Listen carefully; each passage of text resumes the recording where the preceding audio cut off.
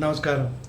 నేను మీ Phani Bhaskar, Dilsukhnagar, Hyderabad. Welcome to Pasumarthi astrology centre. Please do subscribe my channel for more videos. Video నచ్చినట్టయితే like చేయండి. అలాగే మీ బంధుమిత్రులు, శ్రేయోభిలాషులకి కూడా షేర్ చేయండి.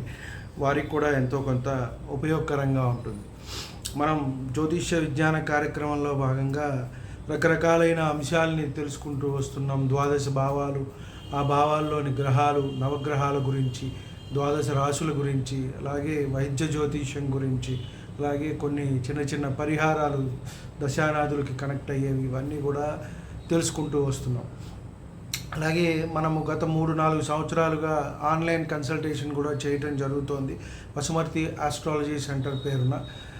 కొత్తగా ఈ నెలలోనే 10వ తారీఖు ఆఫ్లైన్ కూడా ఆఫీసు స్టార్ట్ చేయడం జరిగింది. కొత్తపేట, హైదరాబాద్లో ఉన్నవారికి, అలాగే ఎక్కడి నుంచైనా వచ్చిన వారికి కూడా హైదరాబాద్లో ఒక ఆఫీస్ అంటూ ఏర్పాటు చేసినట్టయితే వారికి వీలుగా ఉంటుంది వచ్చి కలవడానికి అని చేయటం జరిగింది. కాబట్టి 10 to 1 ఆఫీస్ అడ్రస్, అలాగే లొకేషన్ కూడా ఫోన్ చేసినట్టయితే షేర్ చేయబడుతుంది. నా ఫోన్ నెంబర్ వచ్చి 9985078768. ఇది మనకి ఆస్ట్రాలజీ యూట్యూబ్ ఛానల్లో కూడా అందుబాటులో ఉంటుంది. కాబట్టి ముందుగా అపాయింట్మెంట్ తీసుకుని రావచ్చు, లేదా వాకిన్ అయినా సరే మార్నింగ్ 10 to 1 వారు ఎవరైనా సరే సందర్శించవచ్చు. జ్యోతిషపరమైన అంశాలకు, ముహూర్తము, వాస్తు ఎటువంటివైనా సరే, అలాగే వివాహానికి సంబంధించి మ్యాచ్ మేకింగ్ కానివ్వండి, అలాగే జ్యోతిష్యంలోని ఏ అంశానికైనా సరే మనము కలవచ్చు, సంప్రదించవచ్చు అని మనం చెప్తున్నాం. అలాగే మనము గత కొన్ని వీడియోలుగా లగ్నాధిపతి ద్వాదశ భావాల్లో, అలాగే ద్వితీయాధిపతి ద్వాదశ భావాల్లో విషయాల్ని కనుక్కున్నాం. వైద్య జ్యోతిష్యం గురించి కొన్ని అంశాలు కూడా తెలుసుకుంటూ వస్తున్నాం. ఈ వీడియోలో ద్వితీయానికి సంబంధించిందే ధనభావం గురించి కూడా తెలుసుకునే ప్రయత్నం చేద్దాం. కొంతమందికి ఎన్ని యోగాలు ఉన్నా ఒక్కొక్కసారి ఫలించవు. మనం ఎవరైనా సరే కష్టపడేది, రోజు పనిచేసేది ఎంతో కొంత ధనం సంపాదించడానికే చేస్తూ ఉంటాం. కాబట్టి అందరూ అంటూ ఉంటారు, ఎప్పుడు మనకి స్టెబిలిటీ వస్తుంది, ఫైనాన్షియల్గా మనం ఎప్పుడు స్థిరపడతాము అని అడుగుతూ ఉంటారు. కాబట్టి ఇక్కడ ధనాధిపతికి, లాభాధిపతికి కనెక్షన్ అనేది రావాలి. పూర్వ పుణ్యం కూడా మనకి ఉండాలి. పంచమం, భాగ్యం, అలాగే దశమం. మనం ఏ పని చేయకుండా అయితే ధనం సంపాదించలేము. కాబట్టి లాభస్థానం 11, వీటన్నిటికీ కనెక్షన్ అనేది వస్తూ ఉండాలి. అలాగే యోగకారక దశలు అనేవి పడుతూ ఉండాలి, లేదా రాజయోగ దశలు, కేంద్ర కోణాధిపతుల కలయిక దశలు ఇవి వచ్చినట్టయితే వారు అనూహ్యంగా ఒక్కసారిగా మనము వీళ్ళు ఏమీ లేదులే అనుకున్న వాళ్ళు కూడా ఎంతో స్థాయికి అనేది చేరుతారు, తారాస్థాయికి అనేది వెళ్తూ ఉంటారు. చాలా చిన్న చిన్న వృత్తులు చేసుకుంటూ చిన్న జీవితం గడిపేవారు కూడా ఒక్కసారిగా అద్భుతమైన స్థానానికి వెళ్తారు. కొంతమంది తల్లిదండ్రులు ఇచ్చిన ఆస్తిపాస్తులను కూడా పాడు చేసుకుని కిందకు వచ్చేస్తూ ఉంటారు. కాబట్టి ఇదంతా పూర్వజన్మ సుకృతాన్ని బట్టే ఆధారపడి ఉంటుంది. పూర్వజన్మ పాప పుణ్య ఫలితాలను బట్టి మనం ఈ జన్మలో వ్యాధిని అనుభవించిన, సుఖాన్ని అనుభవించిన, రోగాల్ని అనుభవించిన, గొప్ప సిరి సంపదల్ని అనుభవించినా కూడా అదే కారణం అవుతుంది. కాబట్టి ధనయోగాల గురించి ఈ వీడియోలో తెలుసుకునే ప్రయత్నం చేద్దాము. ముఖ్యంగా మనకి ఇక్కడ చూసినట్టయితే ధనమునికి మనకి లగ్నం నుంచి ద్వితీయాధిపతి కనెక్షన్, లాభాధిపతి కనెక్షన్ అనేది ఉండాలి. మనకి ధనముకు సంబంధించిన విషయాల్లో ఇందా చెప్పుకున్నట్టుగా ద్వితీయము, పంచమము, భాగ్యము, దశమము, లాభము, ఈ భావములు వీటికి ఒకటి దానితో ఒకటి కనెక్షన్ అనేది ఉండాలి, బలంగా ఉండాలి. అలాగే ఈ స్థానాల్లో పాపగ్రహాలు ఉన్నప్పుడైతే కొంత విపరీతమైన ధనయోగాలు ఉంటే ఒక్కొక్కసారి ధనాన్ని వీరు సంపాదించలేకపోతారు. ఆ లగ్నానికి యోగకారకులు ఎవరు, పాపులు ఎవరు, మిత్రులు ఎవరు కూడా మనం చూడవలసి ఉంటుంది. అలాగే ధనకారకుడు ముఖ్యంగా గురువు ఎలా ఉన్నాడు, ఆ రాశి చక్రంలో ఎలా ఉంటే మనకి ఆదాయం అనేది ఉంటుంది. ఉచ్చస్థానము లేదా స్వక్షేత్రాల, మిత్రక్షేత్రంలో ఉన్నారా, ఒకవేళ మకరంలో బలం కోల్పోయి ఉన్నారా, ఇవన్నీ కూడా మనం చూస్తూ ఉండాలి. కొన్ని జాతకాల్లో నీచభంగం అనేది జరుగుతుంది, వాళ్ళు కూడా గొప్ప స్థానానికి వెళ్తారు. అష్టమాధిపతి, షష్టాధిపతి కనెక్షన్ వస్తుంది, అలాగే వ్యయాధిపతి కనెక్షన్ వస్తుంది. విపరీత రాజయోగం వల్ల వీళ్ళు బయటికి వెళ్ళటము, అక్కడ సంపాదించడం కూడా జరుగుతూ ఉంటుంది. కాబట్టి గురుగ్రహము అలాగే ధన లాభాధిపతికి వీరికి కనెక్షన్ అనేది ఉండాలి. వీరి ప్రాధాన్యత ఎలా ఉంది, మనకి లగ్నం నుంచి కూడా ద్వాదశ భావాలకు కారకులు ఉన్నారు, చాలాసార్లు చెప్పుకున్నాం. అలాగే ద్వితీయానికి కారకుడు గురువు, పంచమానికి కారకుడు గురువు, భాగ్యానికి కారకుడు గురువు, లాభానికి కారకుడు కూడా గురువు. వీటన్నిటినీ మనం చూసుకున్నట్టయితే గురువు ప్రధానమైన గ్రహం, ధనం సంపాదించడానికి కారకుడు.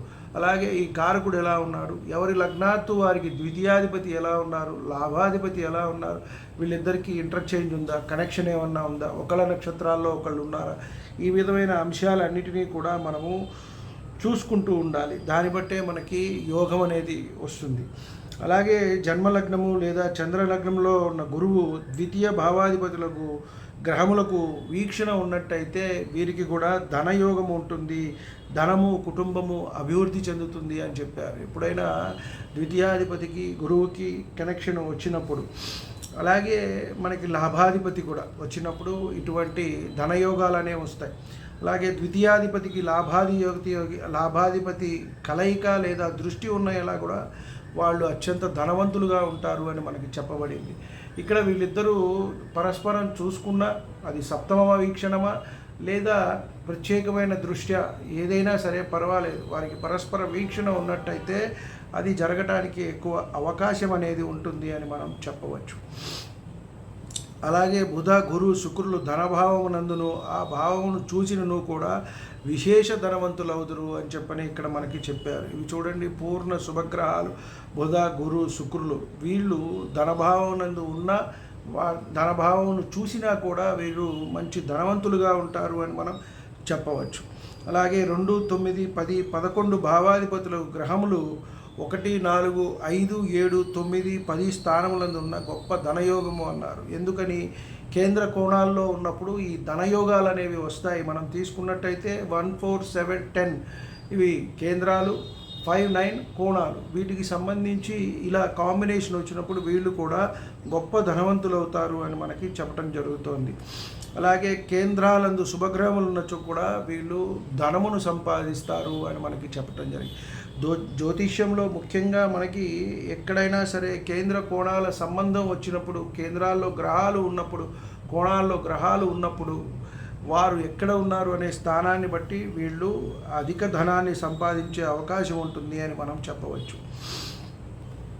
ఉచ్చస్థితి నంది ఉన్న ఒక గ్రహంతో గురువు కానీ, శుక్రుడు కానీ, బుధుడు కానీ, పూర్ణ చంద్రుడు కానీ కలిసి 2, 4, 11 స్థానములందు ఉంటే గొప్ప శ్రీమంతుడు కాగలడు అని మనకి చెప్తున్నారు. ఇక్కడ శుభగ్రహాలు మన బుధుడు ఎవరితో కలవకుండా గురు శుక్రులు, అలాగే పూర్ణ చంద్రుడు. అంటే మనకి పాడ్యమి నుంచి పౌర్ణమి వరకు పూర్తిగా చంద్రుడు ఉంటారు. మరీ గట్టిగా చెప్పాలి అంటే ఇక్కడ పంచమి నుంచి పాడ్యమి తర్వాత పంచమి నుంచి పౌర్ణమి నాటి పంచమి వరకు పూర్ణ శుభుడు అని మనం చెప్పవచ్చు. కాబట్టి ఇక్కడ వీరు గొప్ప శ్రీమంతుడు అవుతారు అని మనకి చెప్తున్నారు. అలాగే లగ్న ద్వితీయ ఏకాదశ భావాధిపతులు, మనం ఇందాక లగ్నాధిపతి ఎందుకంటే అసలు డబ్బు సంపాదించాలి అనే జీలంటూ వీరికి రావాలి. ధనాన్ని నేను సంపాదించాలి, కూడబెట్టాలి, నేను మంచిగా ఉండాలి అని మనకి ఉండాలి కదా. ఆ లగ్నాధిపతికి ద్వితీయాధిపతికి ఏకాదశ భావాది లాభాధిపతిని మనం ప్రతి అంశాల్లోనూ పరిగణించాలి. కాబట్టి వీరికి మళ్ళీ ఇక్కడ కేంద్ర కోణాలతో సంబంధం ఉన్నట్టయితే, వారితో కలిసినట్టయితే మళ్ళీ ఇక్కడ పాపగ్రహ సంబంధం అనేది ఉండకూడదు మనకి. అంటే ముఖ్యంగా తీసుకున్నట్టయితే రాహుకేతువుల్ని ఇక్కడ ఎక్కువ ఇబ్బందులు పెడతాయి. అలాగే శని, కుజుడు, రవి, వీటి మళ్ళీ కేంద్ర కోణాధిపతులు అయితే ఇబ్బంది లేదు, లేని పక్షంలోనే వీరు ఇబ్బంది పెడతారు.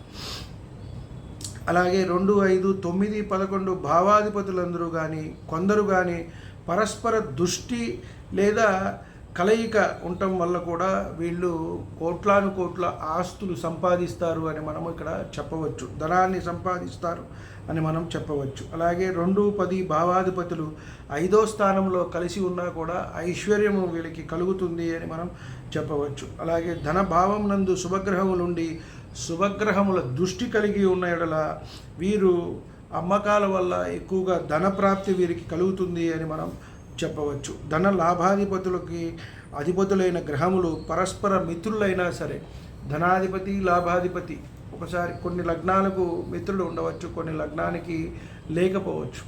ఉదాహరణ కర్కాటక లగ్నం తీసుకున్నట్టయితే ద్వితీయాధిపతి వచ్చేటప్పటికి రవి, లాభాధిపతి వచ్చేటప్పటికి శుక్రుడు. కాబట్టి ఇక్కడ పరస్పర మిత్రత్వం అనేది ఉండదు. మిత్రులై ఉంటే కనుక వీరికి విశేష ధనయోగము కలుగుతుంది అని మనం చెప్పవచ్చు. పాపగ్రహ సంబంధం లేకపోతే వీరు విశేషమైన ధనాన్ని సంపాదిస్తారు అని మనం చెప్పవచ్చు. అలాగే ద్వితీయ భావాధిపతి మిత్రగ్రహములతో కలిసి ఉన్నను లేదా మిత్రగ్రహ రాసుల యందు ఉన్నను అలాంటి ఆ సమయంలో జన్మించినైతే వాళ్ళు ధనప్రాప్తి కలుగుతుంది. అలాగే విదేశాలలో కూడా వెళ్ళి ధనాన్ని సంపాదిస్తారు అని మనం చెప్పవచ్చు. అలాగే ద్వితీయ భావాధిపతి బుధునితో కలిసి ఉన్నను లేదా 1, 4, 7, 10 కేంద్రాధిపతులతో కలిసి ఉన్న, కేంద్రాధిపతులతో ఉన్న, కేతువుతే చూడబడినా కూడా వీళ్ళు బంగారము, రత్నములు సమృద్ధిగా సంపాదించి ధనాన్ని ఎక్కువగా కూడా వీళ్ళు సంపాదిస్తారు అని మనం చెప్పవచ్చు. అలాగే ధనుర్మీనములు 9వ స్థానమై అందు శుక్రుడు 5వ భావాధిపతితో కలిసి ఉన్న గొప్ప ఐశ్వర్యం కలుగును అని చెప్పారు.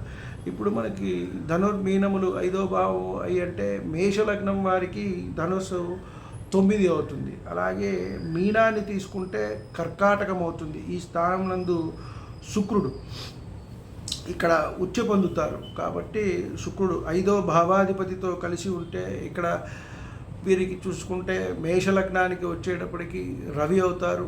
అలాగే కర్కాటక లగ్నానికి వచ్చేటప్పటికి కుజులు అవుతారు. వీరితో యోగా అంటే యోగకారకుడితో కలిసి ఉన్నప్పుడు గొప్ప ఐశ్వర్యాన్ని వీరు ఇస్తారు అని మనకి చెప్పబడుతున్నది. కాబట్టి ఇలా ముఖ్యంగా ద్వితీయ లాభాధిపతులతో కేంద్రకోణ సంబంధాలు ఏర్పడినప్పుడు, వారి నక్షత్రాల్లో ఇంటర్చేంజ్ అయినప్పుడు, పరస్పర వీక్షణ ఉన్నప్పుడు వీరికి గొప్ప ధనయోగాలు అనేవి ఏర్పడతాయి అని మనం చెప్పవచ్చు. మరికొన్ని పాయింట్స్ అనేవి ఉన్నాయి. అవి నెక్స్ట్ వీడియోలో మనం తెలుసుకునే ప్రయత్నం చేద్దాం. ఎందుకంటే ఒకే వీడియోలో అనేటప్పటికీ లెంత్ ఎక్కువైపోతుంది. కాబట్టి మనకి మరొక వీడియోలో చేసుకున్నట్టయితే ఆ పాయింట్స్ మిస్ కాకుండా ఉంటాయి, చూడటానికి వినటానికి కూడా బాగుంటుంది అనే ఉద్దేశంతో మరొక వీడియోలో మిగతా పాయింట్స్ని తెలుసుకునే ప్రయత్నం చేద్దాం. ధన్యవాదాలు. ఇప్పటి వరకు వీడియో నచ్చినట్టయితే లైక్ చేయండి, మీ బంధుమిత్రులు శ్రేయోభిలాషులకి కూడా షేర్ చేయండి. ఇంతవరకు ఛానల్ సబ్స్క్రైబ్ చేసుకోకపోతే సబ్స్క్రైబ్ చేసుకోండి. నా తదుపరి వీడియోలన్నీ కూడా అందుబాటులో ఉంటాయి. అలాగే మనం ఆఫ్లైన్ ఆఫీస్ కూడా స్టార్ట్ చేయడం జరిగింది హైదరాబాద్ కొత్తపేటలో. పర్సనల్గా వచ్చి కలవాలనుకునే వాళ్ళు జ్యోతిష్యపరమైన, వాస్తుపరమైన, ముహూర్తపరమైన ఎటువంటి అంశమైనా సరే కలవవచ్చు. ముందుగా అపాయింట్మెంట్ తీసుకొని లేదా ఫోన్ చేసైనా సరే వచ్చి వేయచ్చు. లొకేషన్ మనకి అందుబాటులో ఉంటుంది, నేను పంపిస్తాను. తప్పకుండా రావచ్చు, కలవవచ్చు. ధన్యవాదాలు.